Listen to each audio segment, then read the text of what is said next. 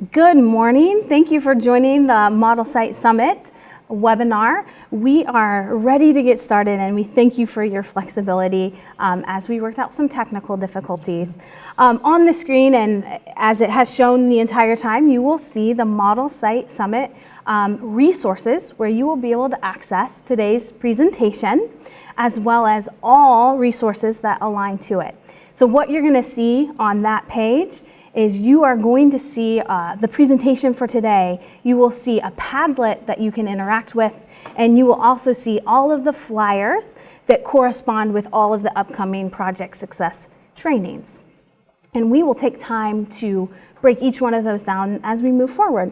But thank you all for attending. We're also going to walk you through the chat box as well. Since we can't have you here, and thank you for your flexibility with that, we want to assure that you're able to have your voice heard and that we are able to respond to your questions. So we will go on ahead and get started today. Our panel will begin here in just a little bit, but we wanted to give you a good introduction to what today will look like.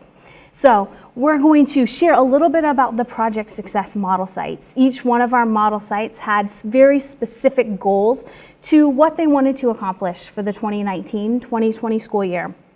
And we want to highlight and celebrate their work.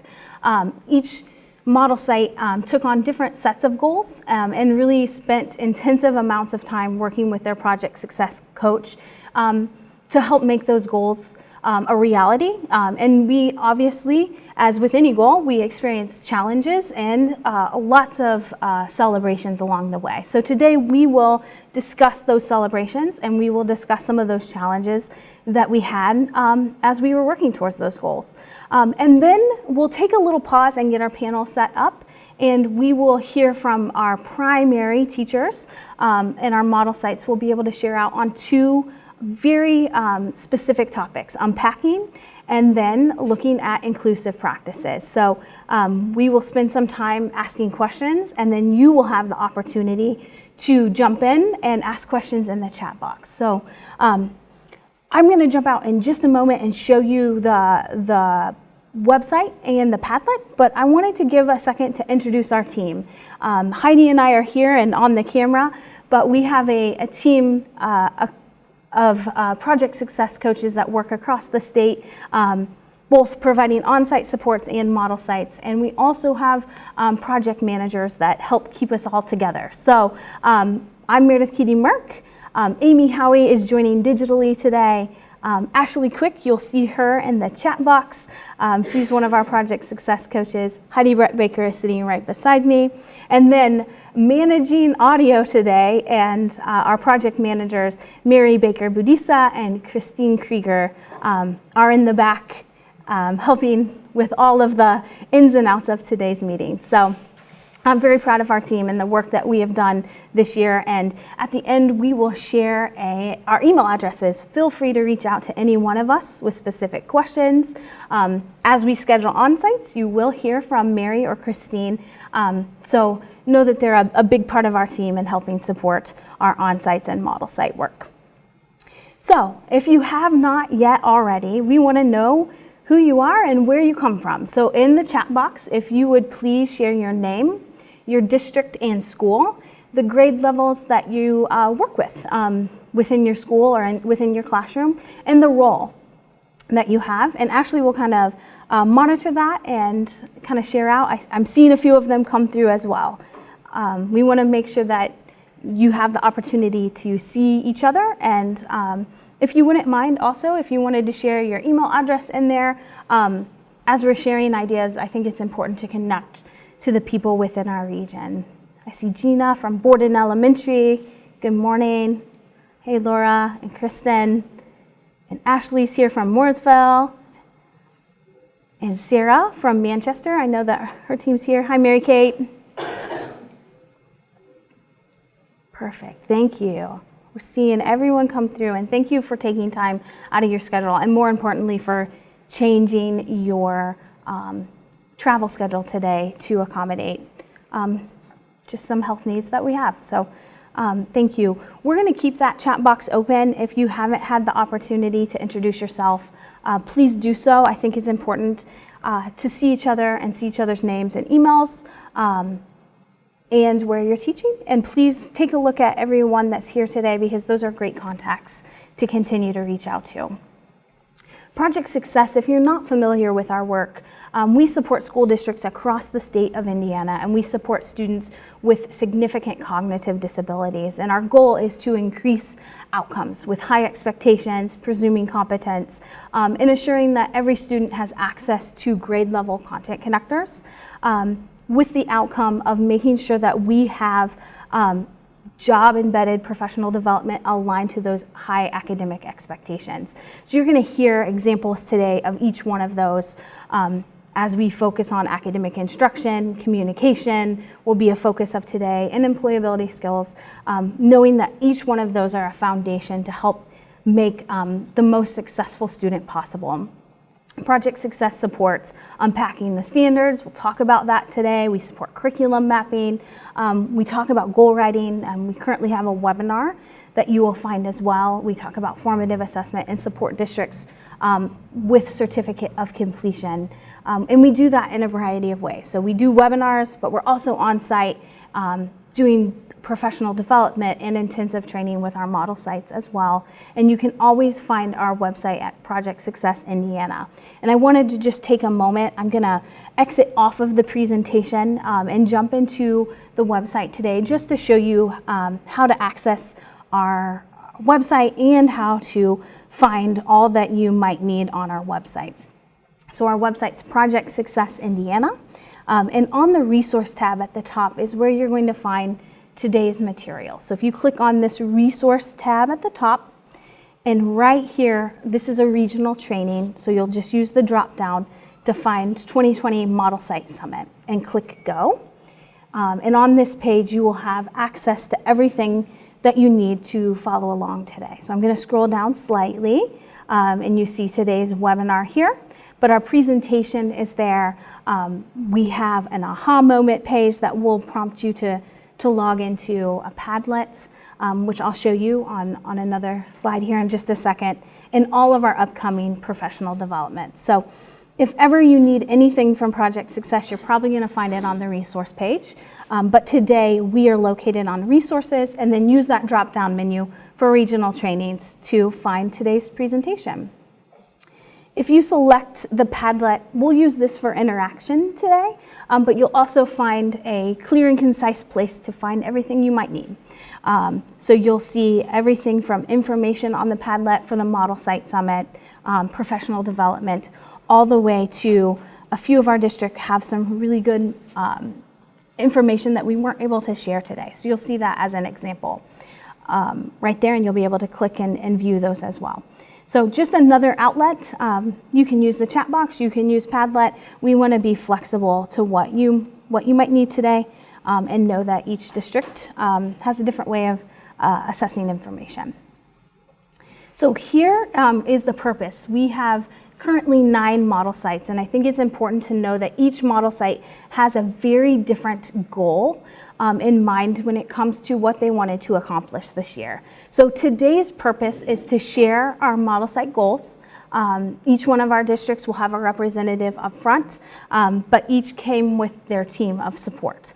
We're going to highlight the work of our model sites and the collaboration of each team member, and make sure that everyone's voices are heard today, and discussing those challenges and successes within the model site team. And then we want to have the opportunity, and the purpose for today is to share best practice and lessons learned with you, and being able to have your voices heard and what's working, what challenges you're experiencing within your own districts, and to be able to be problem solvers along the way. We know this work isn't easy, but we also know how essential it is and how it changes the trajectory of a child's life. So we want to be intentional about what we share today. So, in the chat box, if you would just take a moment, what are you hoping to learn today? And how can we make this digital session great? And thank you again for your flexibility as we've changed the format. And if we aren't covering that topic today, Ashley will be collecting those information that you're hoping to get, and we can reach out with different resources to help support your work. So if we're not covering it today, we can get you what you need to be successful. So we'll give about 1 minute to allow you to respond, and Ashley will be jumping over. Inclusive practices, I see that, great, thank you. Prioritize and map the content connectors. Excellent. And we have lots of resources. Mapping, great, okay. I'm noticing a trend. Better unpack the standards and educate your students on the state standards. Perfect. We have some experts in the room on that today. Unpacking, great. Thank you, Ashley. Okay, inclusive practices. Kind of sharing out those inclusive practices. Perfect. All right. So we will be covering, you can continue to add, please do.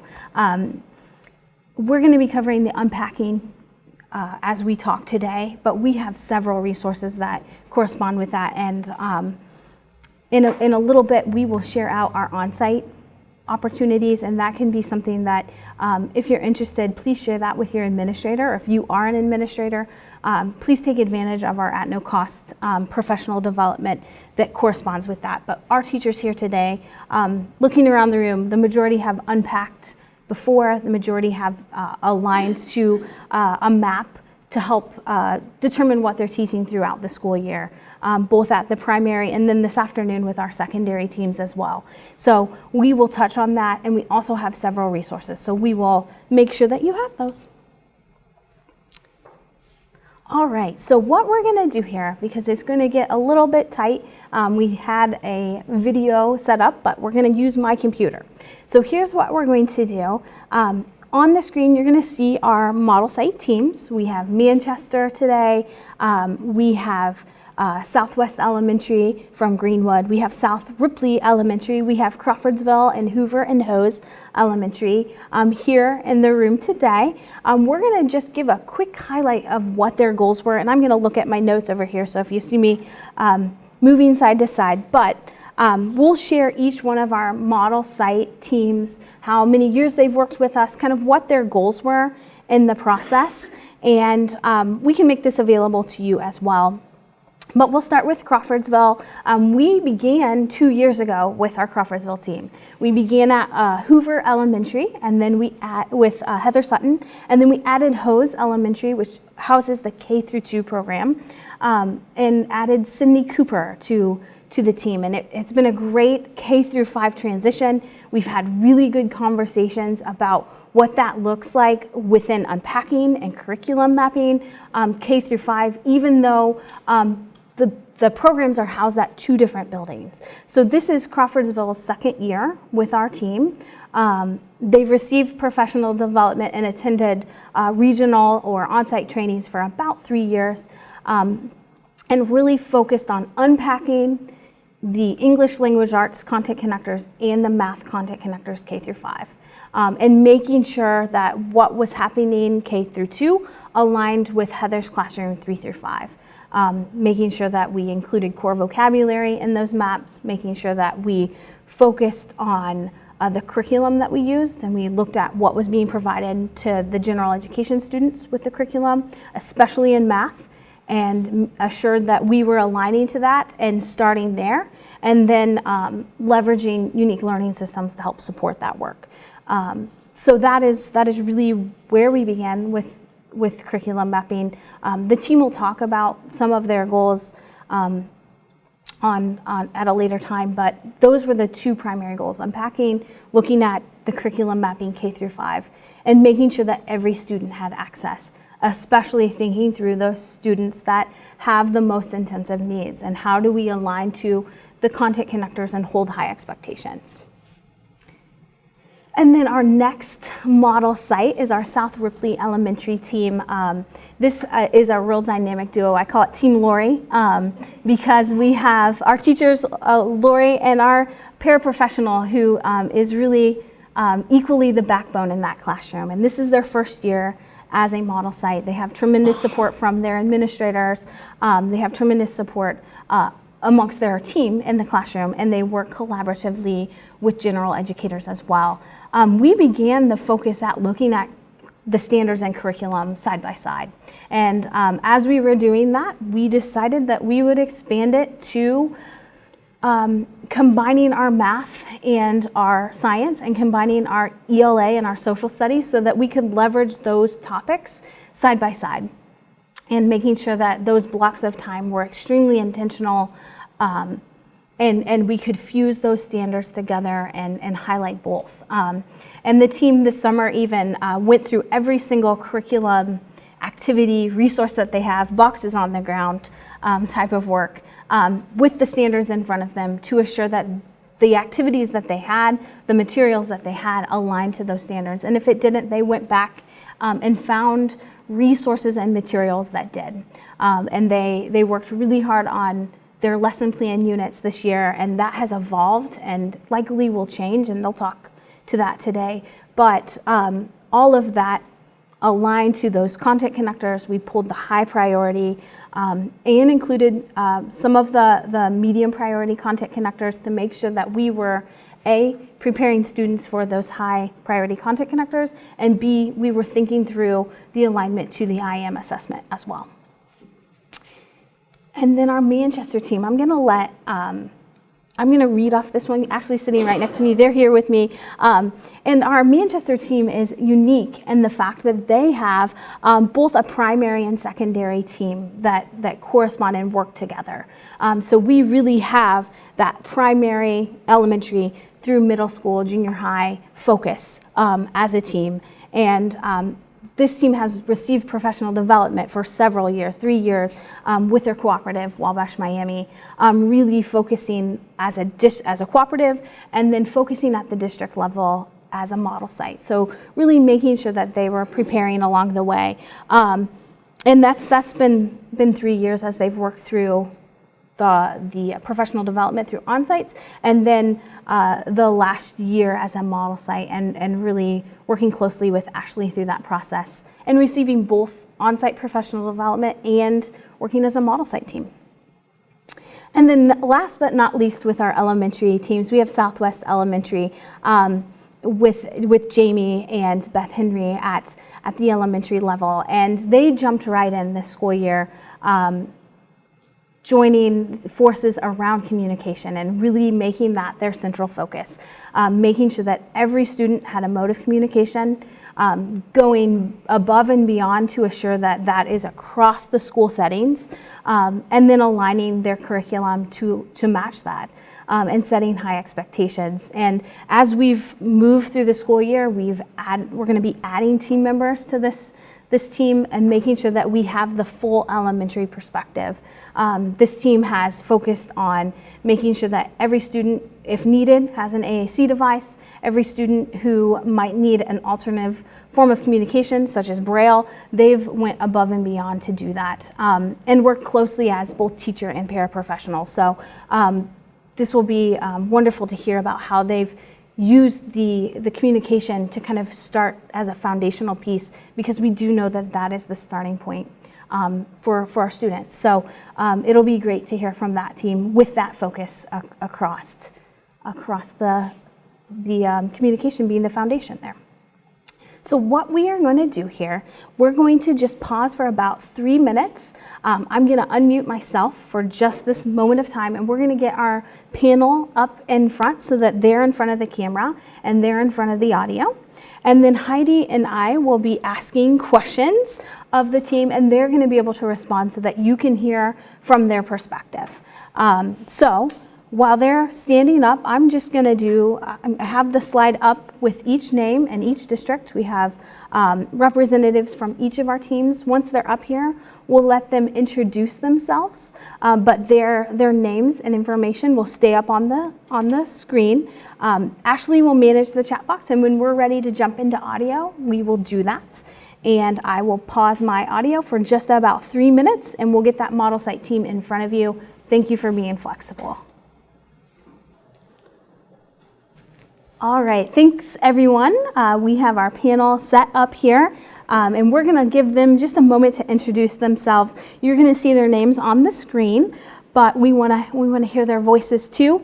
They're gonna do their best to amplify so that you can hear clear and concise, and then we will move forward from there. I'm Laura Kuhn. I work at West Central Special Ed Co-op in Crawfordsville, and I am one of the specialists there, and I work closely with the Life Skill program. I am Heather Sutton, and I am the 3rd, 4th, and 5th grade life skills teacher at Hoover Elementary in the Crawfordsville district. I am Cindy Cooper, and I teach life skills at Hose Elementary, kindergarten through 2nd grade. And my name is Laurie Wood. I work with South Ripley Elementary School with the 4th through 6th intense intervention room. I'm Jamie Witherington from Greenwood, and why are you making those faces over there? I am Jamie Witherington from Greenwood, Southwest Elementary. I teach the Quest program. I have 4th and 5th, and we call our program Quest. It's the Life Skills program. I'm Beth Henry. I'm the principal at Southwest Elementary School in Greenwood. Hi, I'm Jill Lambert. I am Director of Student Services for Greenwood.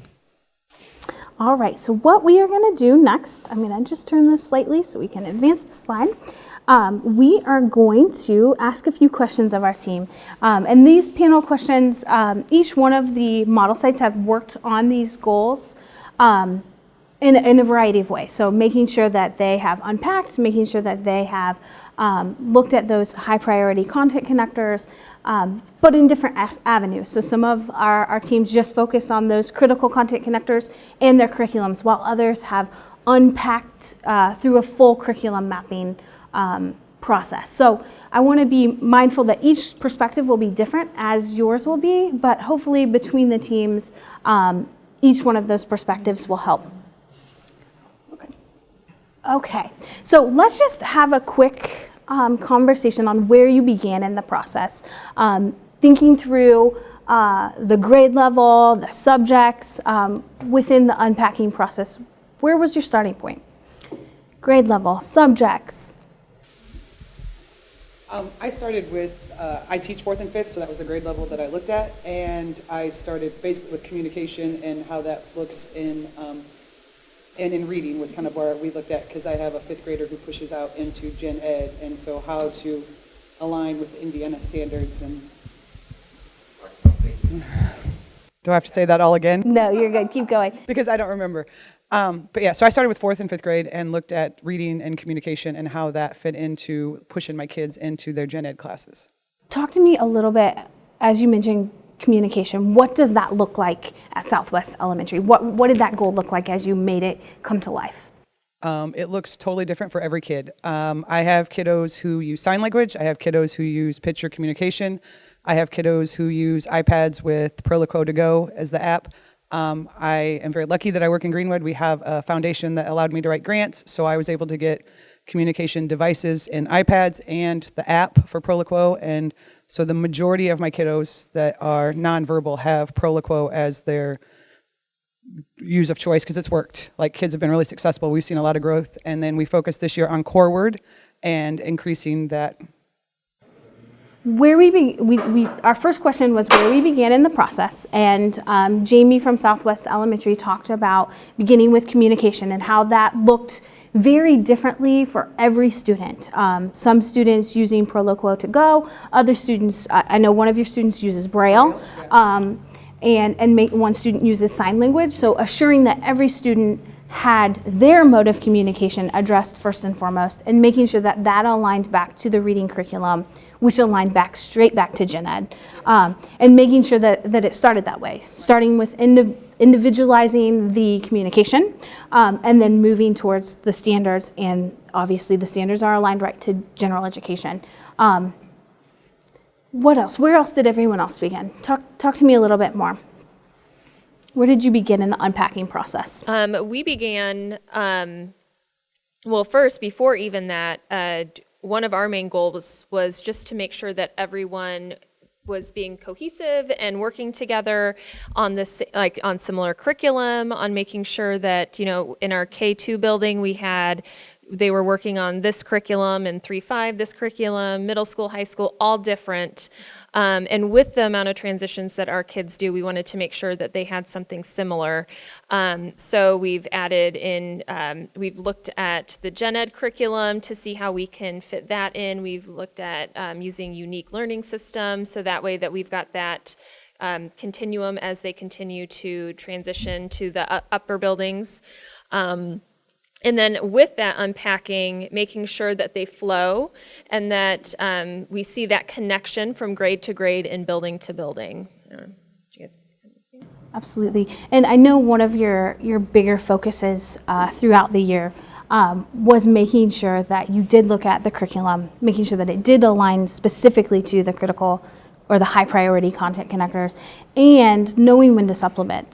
Heather and Cindy did an excellent job really looking through what was out there, general education curriculum, Ed Connect, making sure that they then looked at unique learning systems, and then when that didn't fit the standard, then they looked for additional resources to support the learning as well. Would anyone else like to respond? It's okay, just give me a nod if everybody else good? Lori. So Lori from South Ripley Elementary. We started unpacking the standards when we first had that meeting last spring, and we realized we had been working on it for the last 7 years when the testing piece had changed, and we were interested in keeping that moving forward.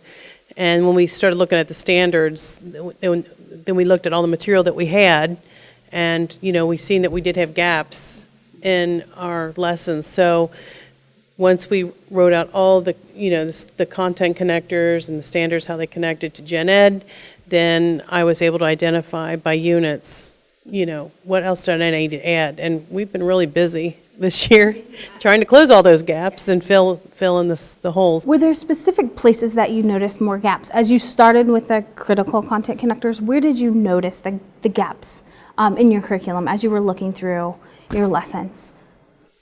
Well, I think our biggest gap was we break our students into groups by ability. So I have a level 1 being the lowest up to level 3, which is my highest.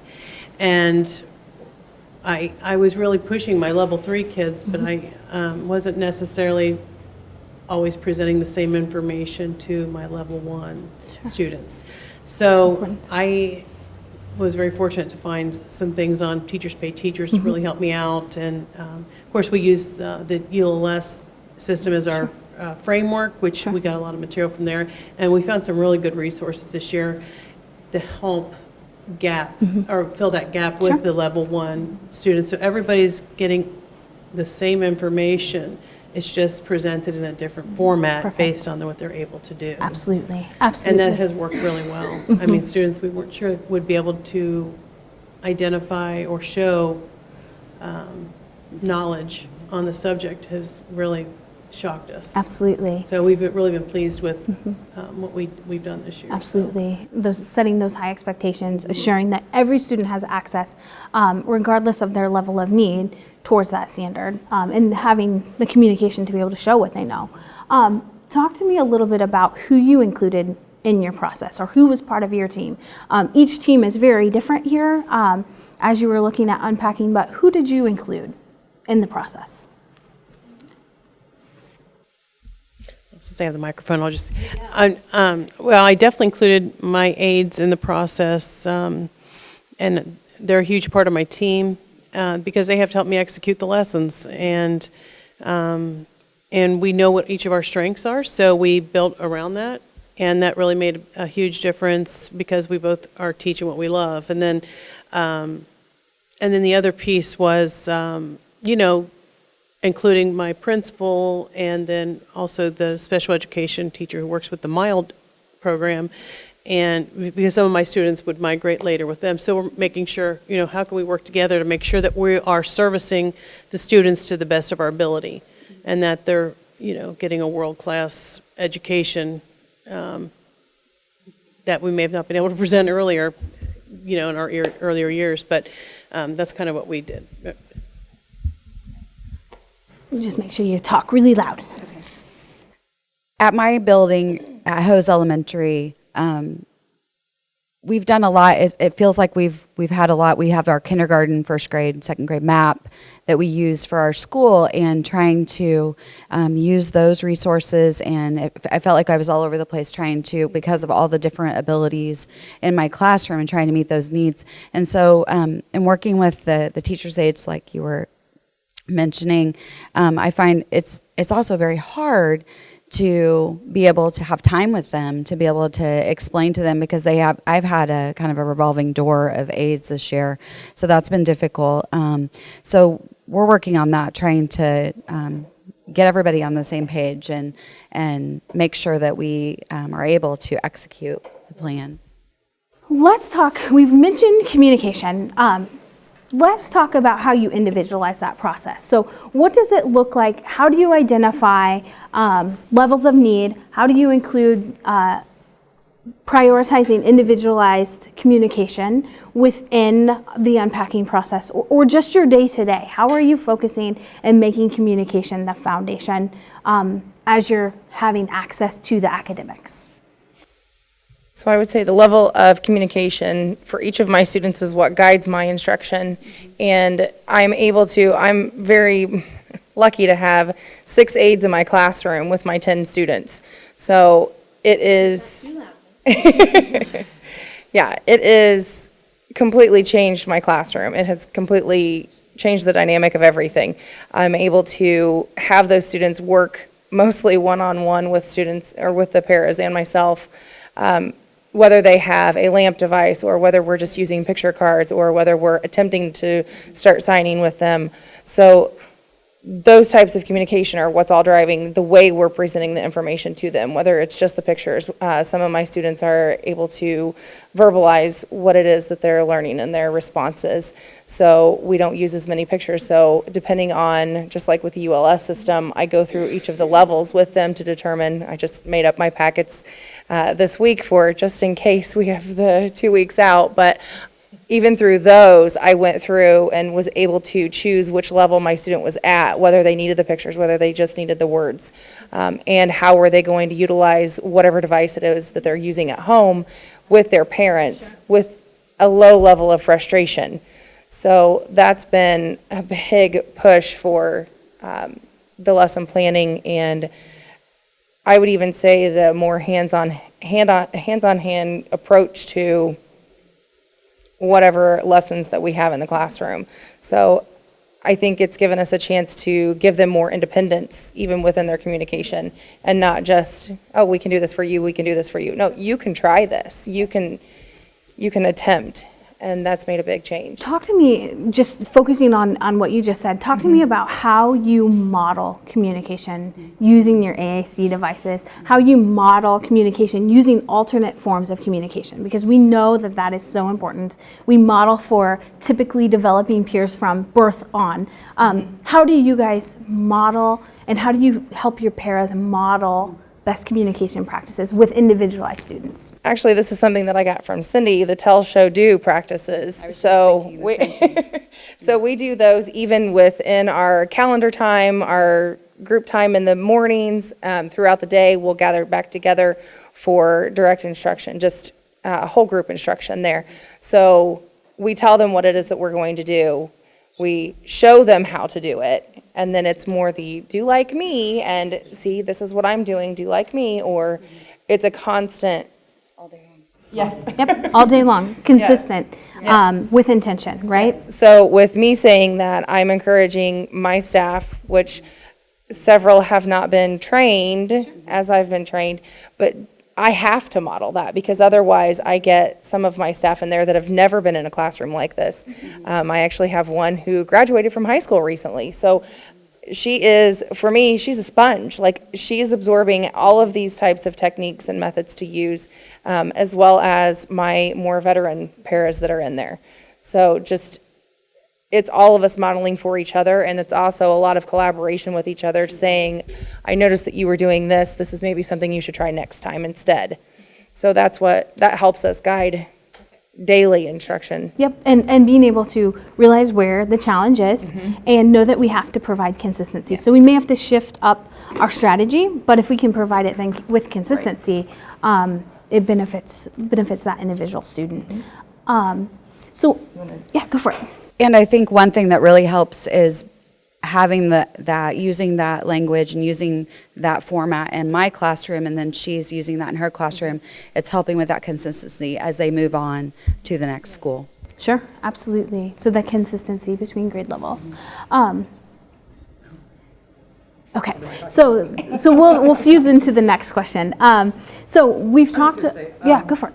I had an opportunity to visit another classroom, and they do a phenomenal job of demonstrating and modeling, and like we're doing it upside down on the kid's device, like teaching them.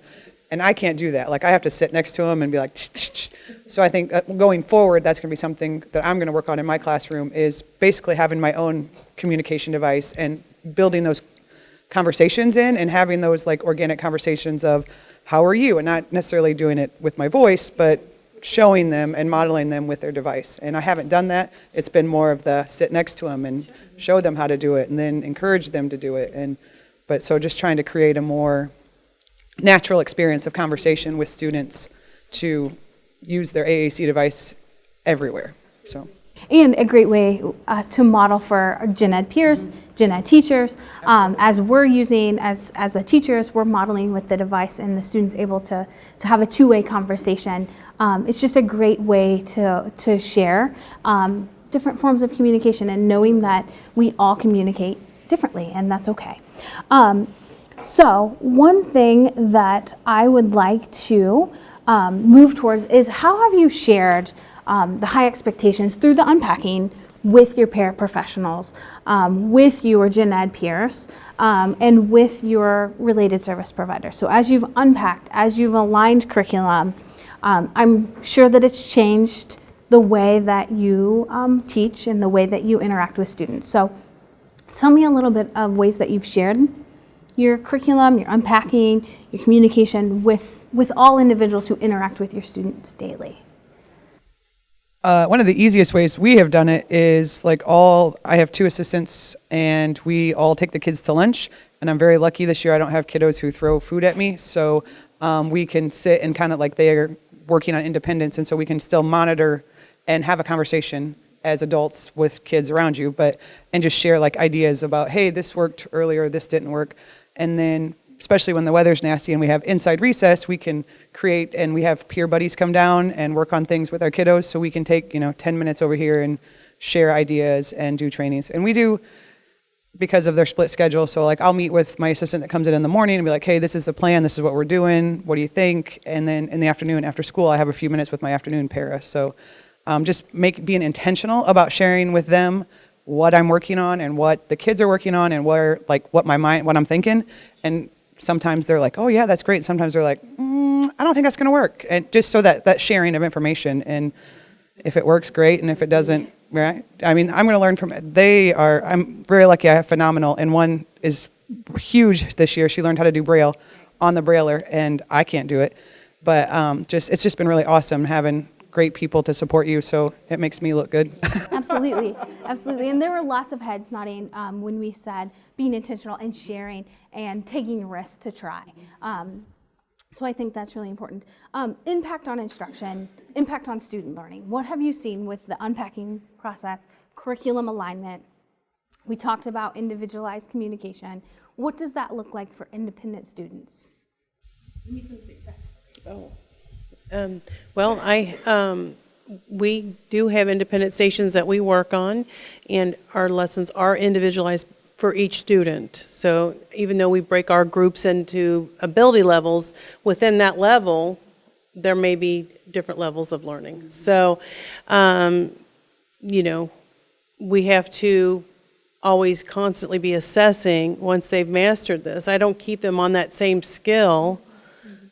I always have something waiting,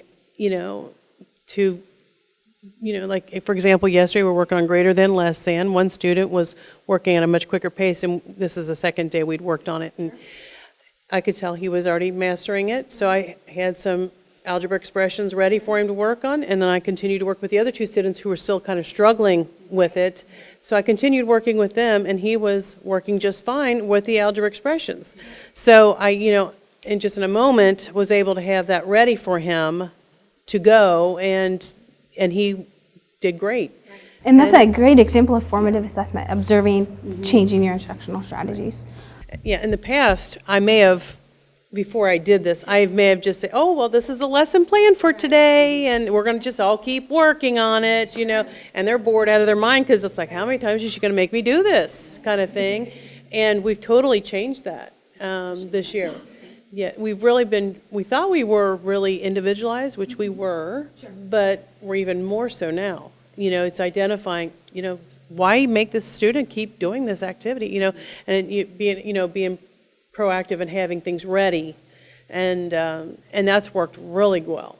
Yeah, and then if the students need more time, then you give them that more time, or you keep working on that. You might incorporate the things they need to keep working on in their independent time, or until they have it mastered, basically. Perfect examples, and making sure that we are pacing ourselves, and it is okay to move forward. It is okay that we expose students and then we work for mastery in other areas, but knowing and observing students and seeing when it's appropriate to move forward as well. Anything else on that question? I just think it's so important to have high expectations for all of them, no matter what you or someone says that their level is. It's just very important. Yeah. I've taught 27 years, and I've learned so much over that time, but this project success is bringing it all together and helping so that we're all on the same page and moving forward together and helping others in my school be able to see what I see in my students, and they're able to see more. And I did have a success story not too long ago with one of my students that's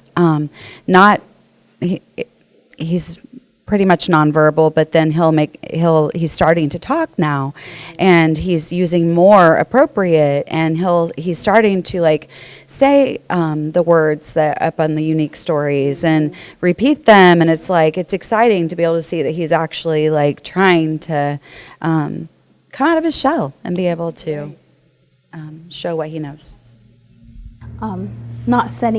Not setting low expectations, making sure that we're always striving, but also amplifying that. So anytime we're able to share student success stories with our gen ed peers, because we have to champion those high expectations. We have to champion our students so that people can see to your point, what we see, and know that we can put a lot of artificial stamps on students, so that we have to set those high expectations. All right, before we move on to the next panel discussion, I just wanted you to share tips out to the field. What do you wish that you would have known beginning the process?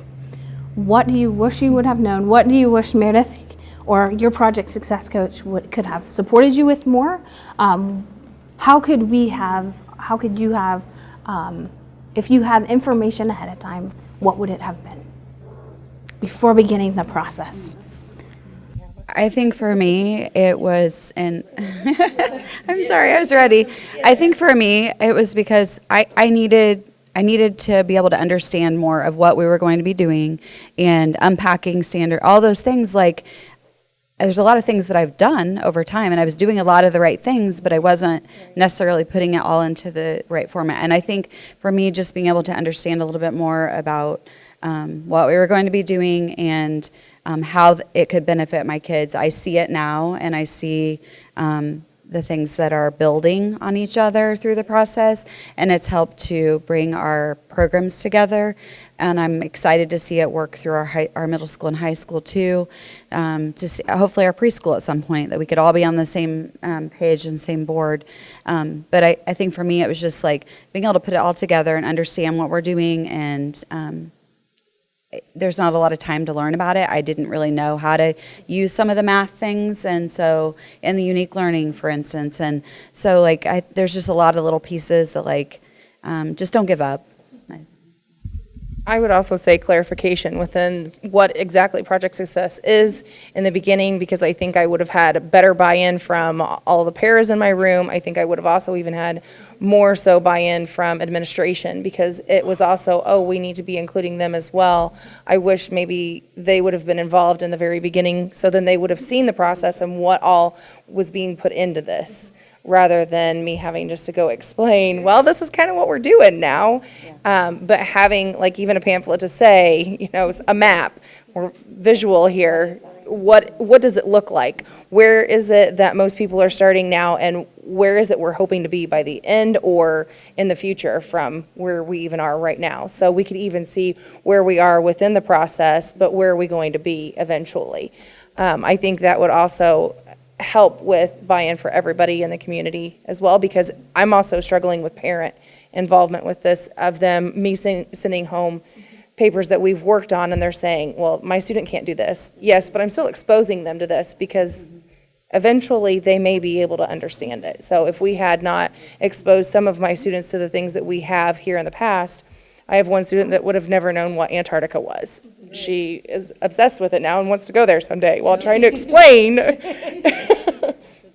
how we're going to do that and how we're going to make that dream come true at some point. She may not have ever had that before. So I would just say buy-in from everybody and having that map out in front of them to see where they're going. One thing that you discussed is administration support, and I think you can never underestimate that. Making sure that as they have to be included, but also we want to make sure as administrators that special educators are included from the beginning with intention. And you've seen the project success, kind of the Indiana academic standards with the content connectors that sit side by side. That is a perfect example of how we can be included, as we're inviting ourselves to all of the opportunities. But it starts with that support. Even the support to have time to look at unpacking or communication outside of student interaction time, so that you can be the best that you can be interacting with your students or preparing your curriculum. So what we're going to do, thank you, all of you, we're going to jump to the inclusive practices questions. And if you attendees on the other side of the webinar, if you have any questions about unpacking or inclusive practices, specifically to that, what has not been covered so far, if you would just go ahead and type that into the chat box, Ashley will relay those questions, and we can move forward. Okay, so there aren't any yet, so we'll go on ahead and move forward. But participants, if you do have a question, please put it that way. Ashley will bring those questions over to us. So we're going to start with inclusive practices and thinking about where you began in the process. And each one of us are very different in that process of how we're interacting with our gen ed peers, how we're interacting with the staff across the school setting, how we're looking at intentional academic access for our students. So talk to me a little bit about where you are in the process. And we know that we're constantly thinking big and starting small. So where are we in the process? Where did we start? At my school, at Hose Elementary, all of my students have a general education teacher that they go to specials with, their class, and some of those students go for other things. Some go for other from academic activities, and so it's all across the board because they're all different levels. And so I have a K through 2 class. We actually are a K1 building, but my kids, I integrate them into some of the classes that have the looping classes, so they're able to stay with that teacher for the next year. And then it's really been beneficial to work as a team. And I have, of course, only a certain amount of teachers that maybe are the ones that are the best fit for those kids. You just kind of have to evaluate everything and have kind of your pool of people and know and educating them and supporting them, letting them know what you're doing. And that's what I've been trying to do, is just try to teach some of those teachers that I have in my little pool what's going on and what we're trying to do and how can we make this better for student success. I'm super lucky to work in a building that has some amazing teachers, and that I have yet to have anybody tell me no, that they won't have my kiddos in their class. But all my kids have a homeroom teacher that they go to in the morning. They go to specials, lunch, and recess with that class. I have 3 kiddos in 5th grade who go to their homeroom independently, go to specials, lunch, and recess independently, and if they need support, they've got peers in that class that the teacher's been like, hey, she does really well, or he does really well with students. And then I have 2 5th graders, one that goes to 5th grade reading and math with some support and is accommodated in that class, but is doing 5th grade work. And he came to us a year ago and was on I Am, and we have transitioned. He's taken I Learn this year. And so that's been really exciting and been awesome, and he's doing phenomenal. And depending on his day as a young man with autism, if he goes by himself or if he needs somebody to go with him, it just kind of depends. But he's done phenomenal and is doing great work down there. And then I have a 5th grader who goes to a 2nd grade reading class, because that's kind of where she's at, but she's working at her level with gen ed peers on gen ed work at a lower grade level, but she's kind of got a hybrid schedule. She goes to 5th grade for a little bit, she goes to 2nd grade for a little bit, she does some 4th grade stuff. But yeah, all my kids have a homeroom and are included in that and what they do. And some, like I said, some go for a little bit of science here or a little bit of reading that they can, whatever we can push in to be a part of. So I would imagine there's also challenges in the process, knowing each one of your classrooms. So talk to me a little bit about what the challenge was, but more importantly, how you are starting to overcome it, or how you did overcome the challenge with the collaboration with gen ed. So talk to me a little bit about what the challenge was, and then how did you address it? Well, a lot of kids, because they're Quest kids or their life skills or essential skills, like the initial thought is they can't do grade level work, which is obviously not true. I've got kiddos doing grade level work in 4th and 5th grade, but just basically making sure that the teacher sees that kid shine. And when they realize that, I have a 4th grader who's using Snap and Type and answering his stuff, and once they're like, oh, he just answered the whole auditorily, he can't write at all, hardly, or you can't read it, but he can type it and he can tell you the answers to the test. And they were like, oh, so he is getting it. Yeah, he is. And so once they kind of see that shining moment, they buy in and they're like all in. And so my 4th grade teacher wrote a grant to get stuff to help this kiddo in her class. And so it's been just that buy-in for teachers. So we're just kind of overcoming that initial stigma that life skills kids shouldn't be in gen ed classes, and helping them see and presume competence, and that have those high expectations that they do of their other class or peers. And so that's been huge, and just working chipping away at that, and again building those rapport with those gen ed teachers that it works and this can be done. Absolutely. Talk to me a little, go ahead. Okay. Go ahead and talk to me a little bit about how you collaborate. So what does that look like? Gen ed teacher yourself, what does it look like as you're meeting and sharing information back and forth? For our students, I work specifically with the mild teacher, and she takes them with her into the gen ed setting. But we work with where their reading levels are at, and then what are they capable of doing on their own. And then, of course, the material, how can we modify that so that they can still learn the information.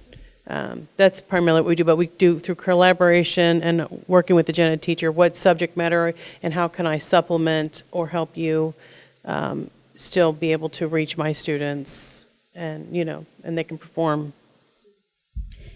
I work with the other special ed teachers too, and then we in a sense, we kind of select and stack the class and have it so we can try to spread our 8 teachers assistants. I don't have as many teachers assistants available to me, but we're able to use what we do have, and we work together to try to cover all the children's needs. So it's not just my kids, your kids. I'm very fortunate this year, especially, that it's worked out that we're we collaborate very well. There's 3 special ed teachers in my building, and for a transition room, and then a mild pull-out program. But we work together very well, and we're able to use that collaboration to help each other. And, oh, you have that need, can I help you here? And that's made a huge difference if you're able to do that. And then with the gen ed teachers that way, if there is a problem, then they can, we all work together to try to fix it if there is a need for a student. So In my classroom, the gen ed setting that they go to is just during their essential arts. Right now, at this point in time, they don't go into the classrooms. We've had some major behavior challenges. We've had some major medical challenges this year. That the reasoning for the amount of staff that I have in my classroom, it's a very, very high need medical-based issues at this point in time. We have every intention on trying it in the future, especially when Cindy's kiddos come up to me. And I'm excited about that. So I have a few teachers that I've spoke with so far just within the building that seem pretty open to the idea of having those students in there. So we can also collaborate with our essential arts teachers as well to get the buy-in from them to say, you know, when they are in my classroom, this is what they are capable of. So once we can get past some of those other challenges, we'll be able to venture towards that. I do have one student that this year that like is been out all day in a gen ed class, but I have that class stacked, and there's a couple other kids that go in and out of that class. So there's a teacher's assistant that works with all of them, but that teacher has been so like complimentary of her social skills that she's come, and she's just amazed at how far she's come, and so it's not all about the academic piece. Let's talk a little bit about parents. How, obviously there were probably many concerns when you began some of these processes because many of our students hadn't had that exposure maybe before. Talk to me about, you know, what were their concerns? How do you communicate with them to share what best practice is and what is, you know, academically, how can you respond to their student need? And then what were some things that they were excited for as they got acquainted to your classroom and got acquainted to those collaborative experiences? So concerns, aha moments, excited for from the parent perspective. Well, so far I have a few that haven't bought into all of it yet, especially the higher expectations, assuming that we're still going to do this. We're going to do the hand-over-hand approach, but I have some of my higher students within my room that their parents are ecstatic. The things that we were covering in the classroom, we would have not known otherwise, that they would have really taken it as far as they have and become so interested in it. And then in turn, I have one student that comes to mind in specific. His parents, at the very beginning when we first got him, they couldn't even get him into his elementary school. It was a monster to him, and it was terrible. And when he started coming into our room, he's an artist. He could illustrate children's books now.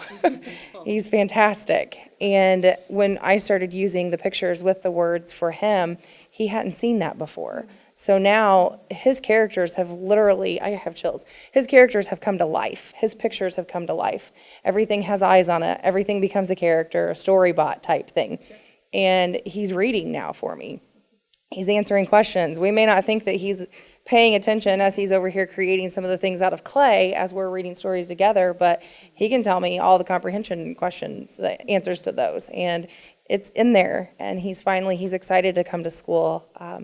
He enjoys everything about reading, and his mom's even gone as far as making some of his characters at home out of felt, and she sews them together, and he brings them in, and we have puppets and everything depending on what our story is. And we communicate daily almost. I send pictures to her through Class Dojo, and we communicate back and forth all the time. And as I do with every one of my parents, but some of them just become frustrated because their kids aren't as excited as he is. But if we still have those success stories, we can say, you know, we're still trying. We're not giving up yet.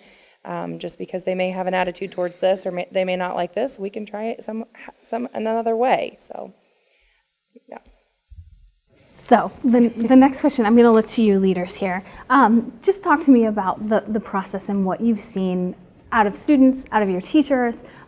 Share some of those aha moments that you've seen with Unpacking, inclusive practices. Let's just champion our teachers here. We'll brag on them for a minute.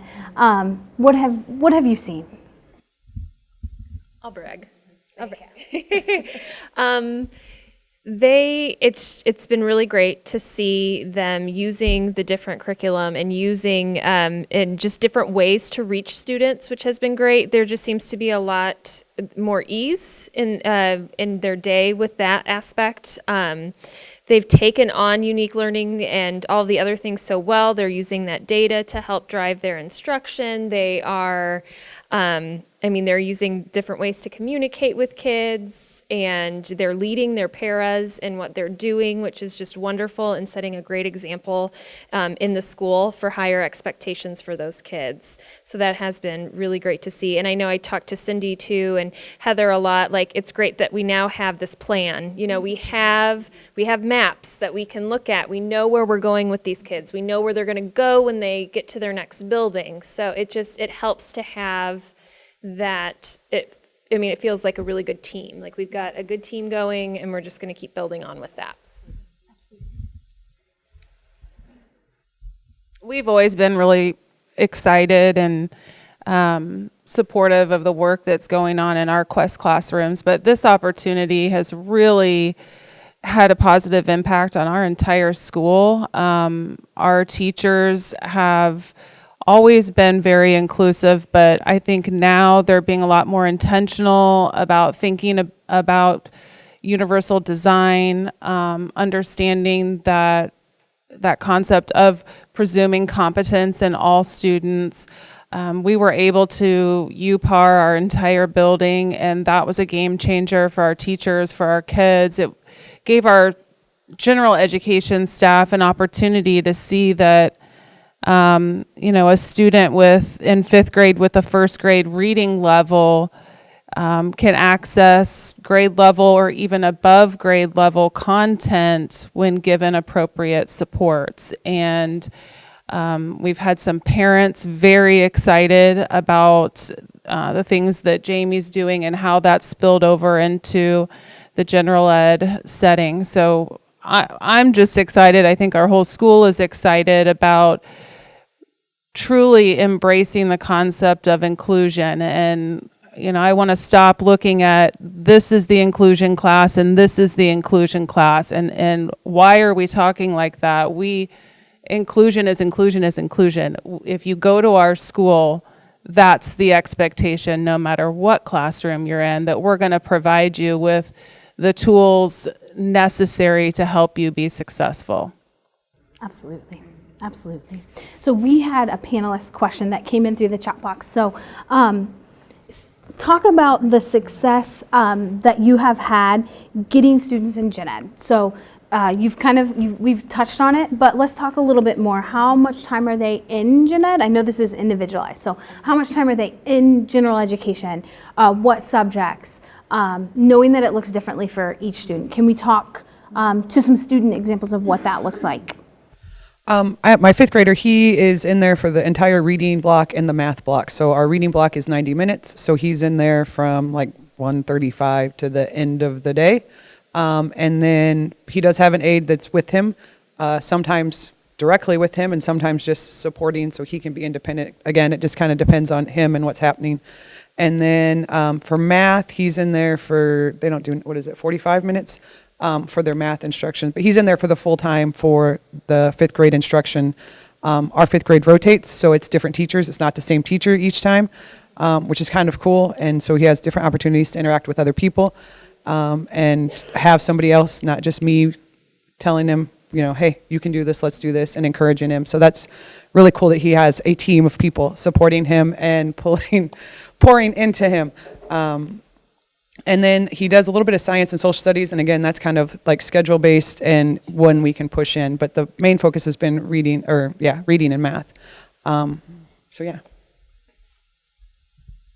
We have a combination of students that go to different classes. It's a twofer. Go. Okay. We have a combination of students. Some, our highest students, they go out to social studies science, and they go to the accelerated math and accelerated reading session, and as well as all the specials and things like that. My level 1 students, due to behavior issues, I keep them in the room pretty much the whole day, and we do adaptive specials in the room. So, and then I have a group of kids that kind of go out. social sciences, and then just specials. So it's a kind of a combination. Of course, we base that on each individual student and what they're able to handle, behavior-wise, as well as, how much help we have, those types of things. So we have to take that all into consideration. I do have some students that go out for just like circle time, some students that go out for just specials, and I have I have a couple of different that go out for the reading block, or also just I have one that's out like all day. So it's kind of all over the place with my kids, and we just look to see what their needs are and try to fit those needs. All right, so the next question from the audience is, how did you find your champion teachers? How have you worked with them? How do you continue to help your champion teachers grow and learn? And I know that each teacher's at a different level, but how have you established rapport, built collaborative experiences with those champions? What are your next steps growing your champion teachers? Yes, how did they help you spread the word from there?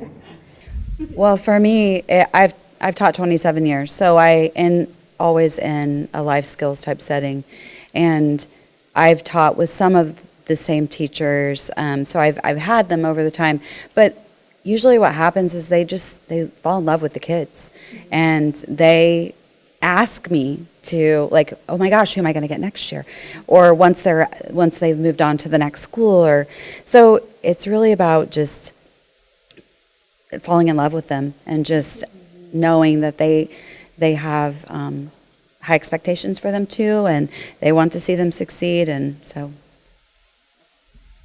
I think also one other thing is to let the teachers know that we're not going to send them or put them into a situation that's going to be maybe uncomfortable, or that they may not know how to handle it, that type of thing. And just building that trust with them, and of course collaborating and that type of thing. I would say they'd probably be the big ones. And like you said, they just fall in love with the kids, and they look forward to seeing them just as much as we do.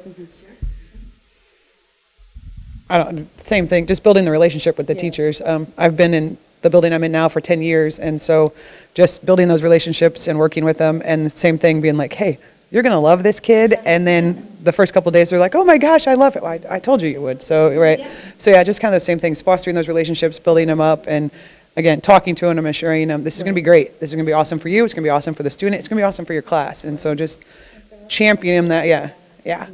We're going to tackle it together. We're a team. We're going to work together. So. And that's I think one of the biggest things is, as special educators, we are masters at modifying behavioral supports, making sure that we can rock a schedule any day, right? We can create a schedule on the fly, in the moment. And our gen ed teachers are subject matter experts, and we have to have both. And we have to be able to collaborate with them. And knowing that, to your point, is we're going to rely on you as the subject matter expert, and I'll be right there, or my para, who I'm going to train, is going to be right there to help provide those modification supports until you feel comfortable to do it, and then you may absolutely take those reins and own it. And I can help collaborate and support you in that process. I think that's so important that yes, that we're going to do this together, and then when you feel comfortable, we're going to let you own some of that as well. Talk to me a little bit about what next steps look like for you. I know this is a big goal setting piece, but in a perfect world, what are those next steps in your building, et cetera? Classroom with students? This year it was just me as part of the project success and my administrators and our speech therapists. So next year we're including, we have I teach 4th and 5th. We have a 2-3 in my building, and then in a separate building here in Greenwood is K1. And so making it all elementary schools and working together along the same goals and towards the same things. And so just keep fostering we're going to start down here with the little guys and build forth that everybody's going to have the same high expectations, the same opportunities, the same plan and a dream that, we're going to push everybody out to be successful as much as possible. Yeah, one of my biggest goals for next year is going to be more collaboration with Janet and the mild, what can I learn from them that I can make better in my own room, and what can they learn from me? Just because I work in the intense intervention room doesn't mean that we do not have a lot of skills to offer people that may need that. And then, like you said earlier, working with, since we have 4 through 6, we're kind of collaborating with my junior high teacher, and she's excited about trying to get started with the model site, and how she can just keep that evolving and then hopefully get our high school going, and as well as the grades lower than us. So those are our ultimate goals, to get, kind of get that rolling. For me, I'd really like to be able to see like our speech teachers in our building and just my administrator, like understanding more about what we're doing. And they've had a really busy year with other changes in our school, so we've changed a whole scholastic program and integrating that, and which I do use too in my classroom with the unique. But I think just like making it flow more together, make sure everybody's on the same page, and even the OT and PT, everybody that comes in my classroom, that they'll know what's going on. And my hope is to, of course, get more students involved in the general education classrooms. And just so far, just getting buy-in from some of the teachers that have already approached me as well about it, getting them excited and looking forward to making plans with them is what we're going to do.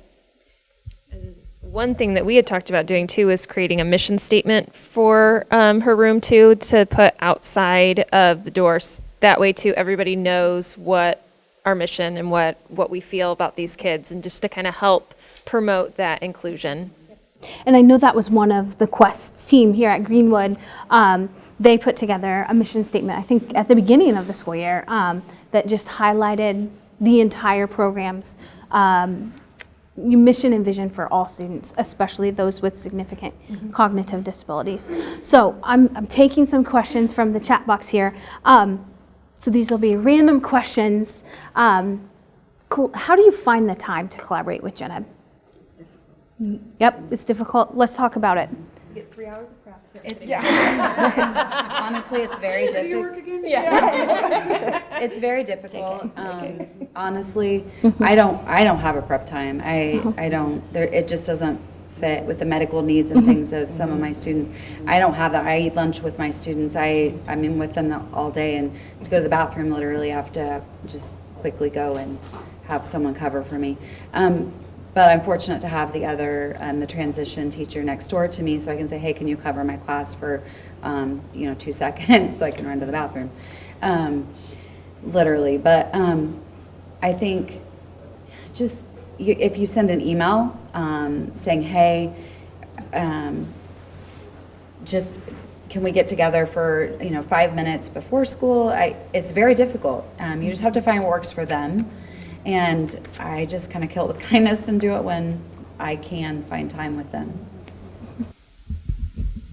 One thing one of our gen ed teachers did is she would send me the Google Classroom lessons that they would be working on. And of course, that's just the initial steps of us trying to do the inclusion piece. But, and then how can I support her with that? And then hopefully we can evolve this process to where we can do more collaboration. But right now that was a good start because time is an issue, and trying to our lunches are not the same time, and after school is hit and miss type thing. So that's kind of where we started, and and hopefully that can evolve. Yes, absolutely. And getting creative in the process, right? Like email, Google Sheet. Google. I know a lot of us the maps are put, or the lesson plans for each grade level are put up there, and they have interactive pieces. One of our other model sites kind of collaborates through Google. So finding different and creative outside of the box ways. Sometimes just standing by their door as well, right? Go ahead. Well, that's what I was going to say. A lot of it is through email with teachers, but I take kids to homeroom in the morning, so that's my 5th grade reading teacher. So maybe I'm like, while they're doing morning work, hey, what's the, will you email me the plan for next week? What's going on? And we can kind of chat about our kiddo. I do take kids to lunch, so my 5th grade teachers are also in there, or the 4th grade. So again, that's another opportunity that we're like, hey, what's going on and what's happening? I don't have a built-in prep, but if I can work it out. Like, we met with you and the 5th grade teachers, we've met with Patton's and the 5th grade teachers, and so I make that time to make sure during their prep, and we chat and share, and it's been awesome. Yes. And just catering to their schedules and being flexible and having admin support to help you do that, and communicating with Beth, your principal, to assure that time's available. We've also given up some PLC time toward this. I shouldn't say given up, that's not the right way to put it.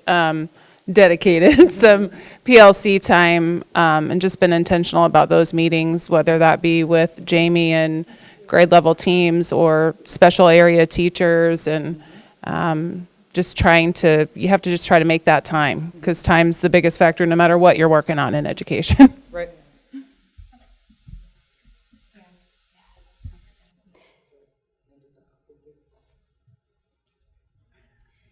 In my classroom, I also have a focus board that I take a picture of every week and put it on our dojo for our parents and also for the staff, so that they can see what we're doing and for focusing on it would be our core vocabulary. It would be our what the theme is for that week, what we're doing, whether it be the letter, whatever we're doing. I try the overall view. I try to put on there, and then that goes to the parents. I used to take pictures of it, or actually copy it and send it home with parents. But now with Dojo, our school is using that. I'm able to just take pictures. Everybody's on the same page, so they know what we're doing for the whole week, and each week that changes. So just so everyone knows that's attending, in the Padlet, I included a screenshot of the focus board for Cindy's classroom, where you can see each objective, you can see even the books that she's working on. It just provides a visual aid to what the principals, the kids know, the paraprofessionals know, related service teachers, as they're walking in that classroom, they're identifying what those objectives are. I'm going to jump in and just ask a specific question. As you were modifying gen ed curriculum, unpacking, how did you begin? Did you begin by a grade level? Did you look across grade levels? I know each one's slightly different at this time, but what were some of your takeaways as you're looking at gen ed curriculum, modifying, adjusting? Where did you begin? For ours, since I have 3rd, 4th, and 5th grade, all three, we started with the 4th grade as being our kind of in the middle road. And then from there, unpacking through all of the different levels, level 1, 2, 3, as it goes with unique. And then we also incorporated our Scholastic, and then we have Connect Ed for math. So I've tried to incorporate where I'm finding the gaps with unique. I'm trying to fill in with the Scholastic and the other resources that I find when those even. The Let's Find Out. We have Scholastic News. We have just pulling everything in as much as we possibly can. And then from there, I've also ventured out to some of the gen ed teachers to say, what is it you're doing with this type of thing? So I can incorporate that within there as well. So then we started out with that, with language arts and math, and then I started out with the whole panel here of a group of us, and then we eventually incorporated Cindy, and at the very beginning, it was just myself, and then as we've continued to build, and then we've also spoke with the middle school teacher and the high school teacher, which hopefully will get them involved as well, because when we first started with all of this, we didn't have combined of anything. Our flow, there was no flow. It was, I was doing this, because when it first started, it was, can you have a classroom ready by Monday? And here we are. And look where you are. And I was gen ed. So I had never done special ed in my life. So just that flow of everybody else helped with that unpacking, because we were all involved with it at that point. We did our unpacking a year after the gen ed teachers started unpacking their standards, so we kind of were behind the 8 ball just a little bit. But what we did is I kind of did the same thing you did, looked at 4, 5, and 6 grade levels. We used ULS as our framework, and the other thing we did was I looked at all the materials that I had already created prior to starting this process. And then I also looked at what do I already currently have going on in my room. For example, we do the weather every single day. Okay, how can I use that and embed certain skills every day that they can use for math, geography, how can I incorporate that? So, yeah, science. So we use the maps, and we talk about the keys on the map and how to read a map. This is a special kind of map. And then we would take the weather temperature for the week. Okay, what can we do with those numbers? How much did the temperature change within the couple days? Can we add up all the averages, or can we average the temperature for the week? And they're learning, median, and averages that way. What's the freezing temperature point? Things like that. How can we incorporate that in daily? We're just embedding all these skills, and we did the same thing with reading. Of course, they were all similar across the board for each grade level. And then how can we incorporate, and then it's all encompassing, because if we do group work, then they're going to get, the fourth graders are also getting the sixth grade standards. I'm sorry, but it's sometimes for the sake of time, you have to do that. But you have to, again, we're working at their level, and you know what? You just get it 2 years earlier, and you got 2 years to work on it. That's kind of how we look at it. Right. And the great thing, they're aligned. So they're aligned. So there's a lot of similarities vertically across from 4th, 5th, and 6th. And you can pull out those key skills and concepts. And that's precisely what you're doing, is looking at those key skills. And that's how we can cover 3 grade levels at the same time. And that's worked really well for this year. And, of course, we always want to tweak and move forward and have a grander plan for next year. But that's what we did from the beginning. Absolutely. So one of the questions that came up on the chat box was about test scores and how that affects evaluation. So we want to make sure that we're providing inclusive opportunities, but sometimes that fear holds people back. Jill, would you mind kind of addressing that quickly? Not to throw it exactly on you, but you had a great response yesterday when we were on site about the percentage that impacts or doesn't impact in that way on your evaluation. I think in this time and this age of teaching alone, it's, I think it's one of the greatest professions that we can enter into. And we always talk about in this district about giving access, trying, being successful, learning from trying. All kids are welcomed. Something that stood with me yesterday is we build ramps for kids into classrooms. And so in this district, we also do not evaluate a teacher on a one-day performance either. So I know Beth is fantastic about going into a classroom and the teacher's like, I need a redo. She goes back in, she coaches in the moment. She provides feedback and support to those teachers so that they know, that it's just not a one-time, one and done. We also know that score, as we look at our rubric, is a small percentage of their overall rating that they receive, and Beth can correct me if I'm wrong, but we look at our day-to-day successes, and we're not looking at the one time, when you have 3 kids in your classroom, one's melting down and I'm having to attend to a child in the hallway. I think those performances outweigh any score in a rubric that teachers can earn, and we feel very fortunate to work in a district where our superintendent models that every day, and we follow that lead from him. Yep. That impact of administration and that clear vision for the entire district, including all students, and assuring that all means all in the process. Give me your biggest aha moment. We're going to leave the chat box open for just a couple more minutes, but give me your biggest aha moment for the year. We're going to have the participants do that as well. We'll pass it around, so whoever finds their aha first. But we would like, in a minute, participants, we're going to open that up for you for today's panel and discussion. But I want to hear from the panel. I'm going to put them out there. They're giving me looks, but that's okay. So, biggest aha moment. For me, it has to do with the teacher evaluation. When they came in to do my teacher evaluation, it was chaotic. It was a hot mess. I'm not going to lie, and we used this year, being our first year, to use Unique and to use I just did what I do every single day, and they got to see exactly what it was like, and my evaluation actually went up. So they got to see exactly like how all the different levels of kids that I have, and so there's some great things that can come from it too. I think mine would be collaboration just within there are other teachers out there like me. They do exist.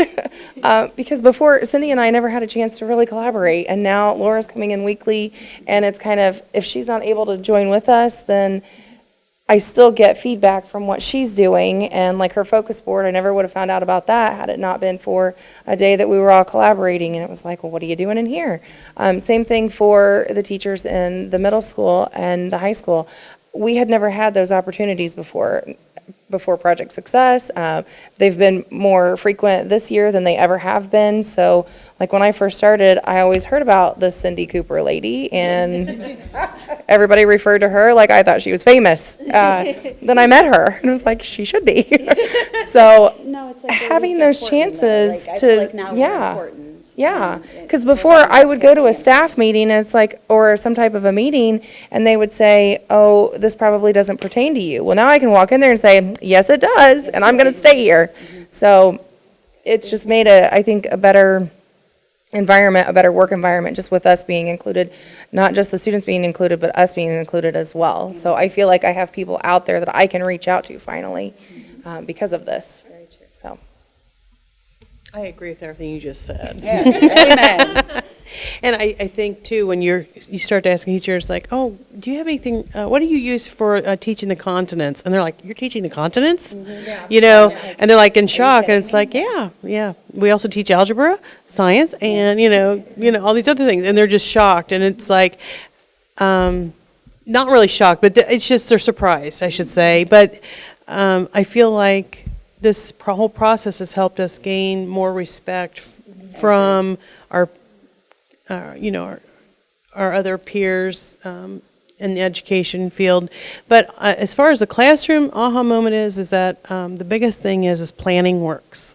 that was and I thought I had my act together until I started doing all this planning, and I was like, oh my gosh, this is really entailed, and then just identifying where my gaps were. I thought we were, up until we started this, we thought we were doing, and we did. We had a good handle on things. We did, because we'd been working on it for a long time. But then seeing where your gaps is, and we, as hard as we worked this year, and we closed a lot of those gaps, but we still have a few more to get for next year. And of course, that changes every year based on the students you get in your room. So you're constantly tweaking how you organize your room, how you run your schedule.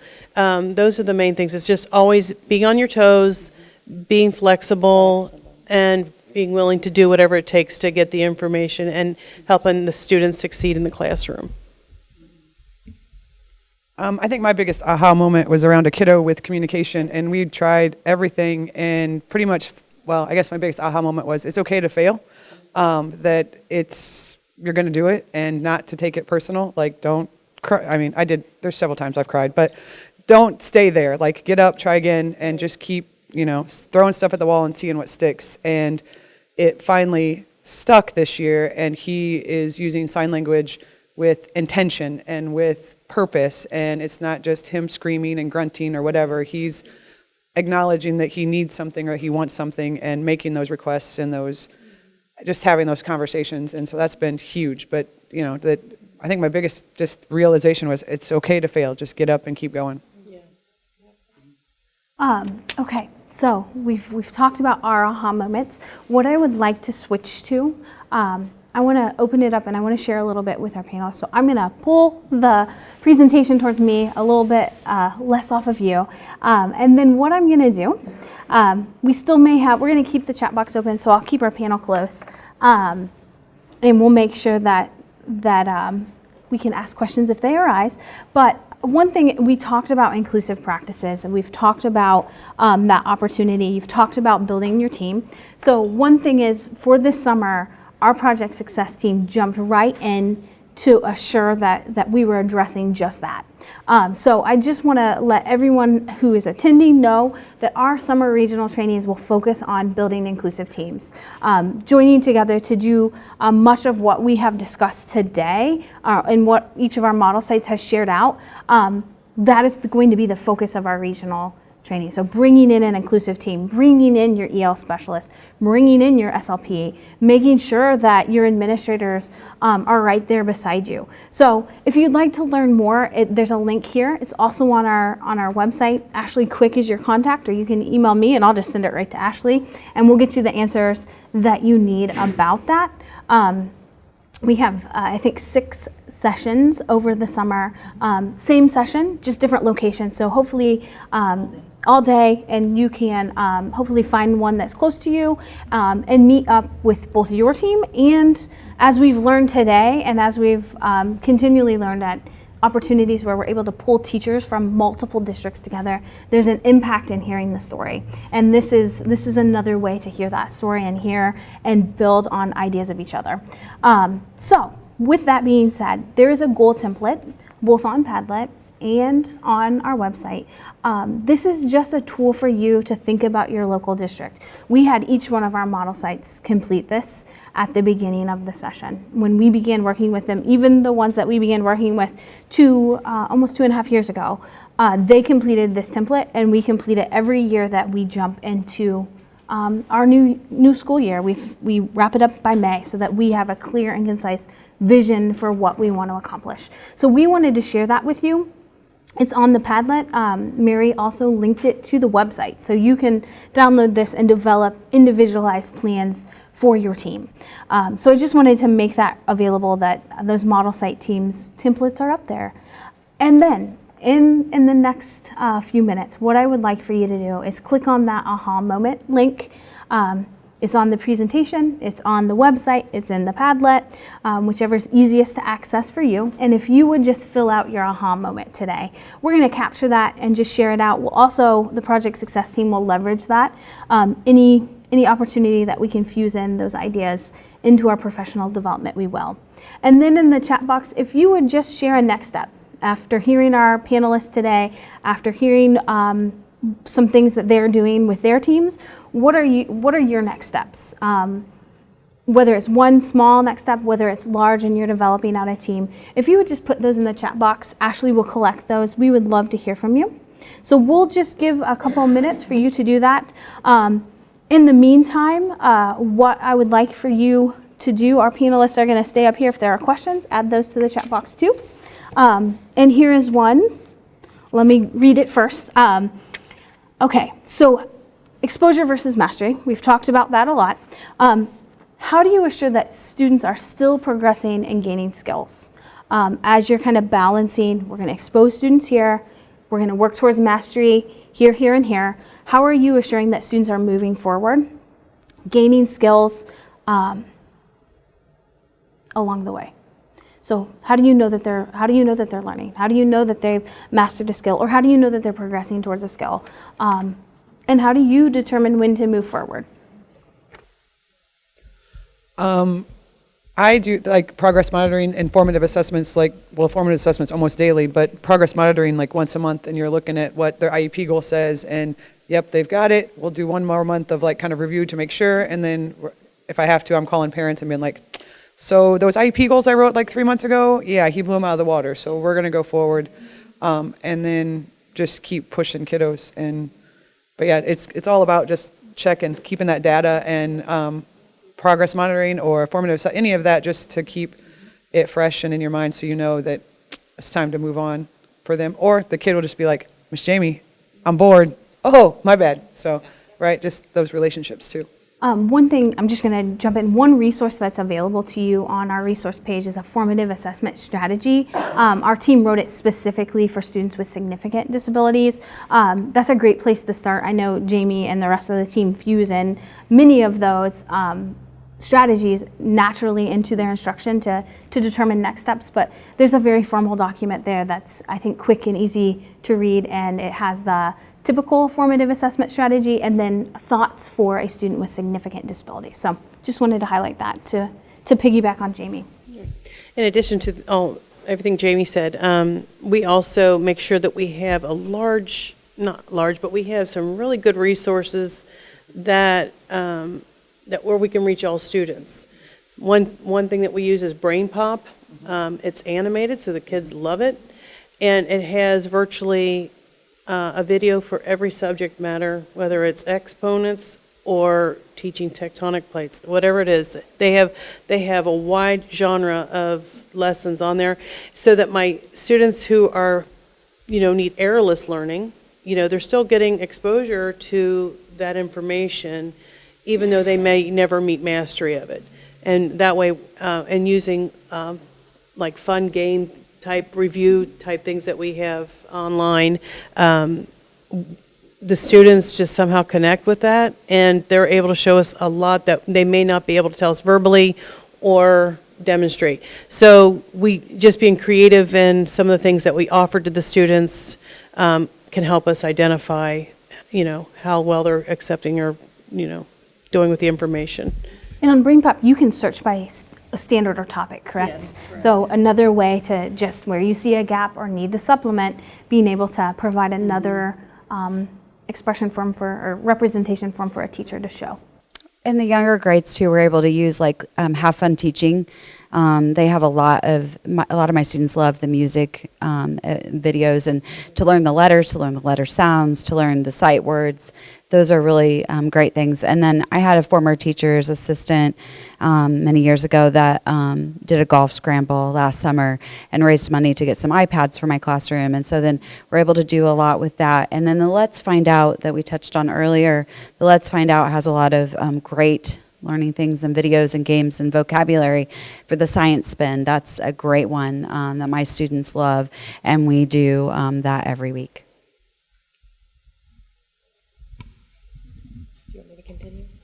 Okay.